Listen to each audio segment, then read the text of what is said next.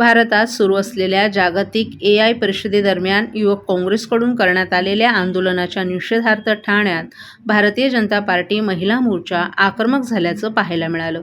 महिला मोर्चाच्या कार्यकर्त्यांनी ठाण्यात आंदोलन करत राहुल गांधी यांच्या फोटोला जोडे मारो आंदोलन केलं।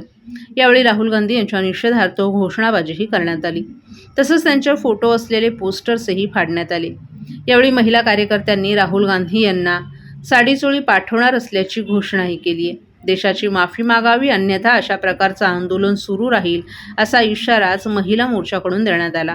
महिला मोर्चाच्या कार्यकर्त्या समीरा भारती यांनी माध्यमांशी बोलताना देशाच्या प्रतिमेला धक्का पोहोचेल असं वक्तव्य कोणीही करू नये, भारताची बदनामी सहन केली जाणार नाही असं स्पष्ट केलं। या आंदोलनामुळे परिसरात काही काळ तणावाचं वातावरणही निर्माण झालं होतं। पोलिसांच्या उपस्थितीत परिस्थिती नियंत्रणात ठेवण्यात आली। ऍक्च्युली आम्ही निषेध आंदोलन याच्यासाठी करतोय की 2026-20 फेब्रुवारी रोजी जे इंटरनॅशनल AI समिट इम्पॅक्ट झाली होती, त्या ठिकाणी शर्टलेस असं आंदोलन राहुल गांधींच्या माध्यमातून, त्यांच्या युवा मोर्चाच्या माध्यमातून त्या ठिकाणी झालं होतं। आणि या बाबतीत देशाची प्रतिमा मलिन करण्याचं काम हे राहुल गांधींच्या माध्यमातून झालंय।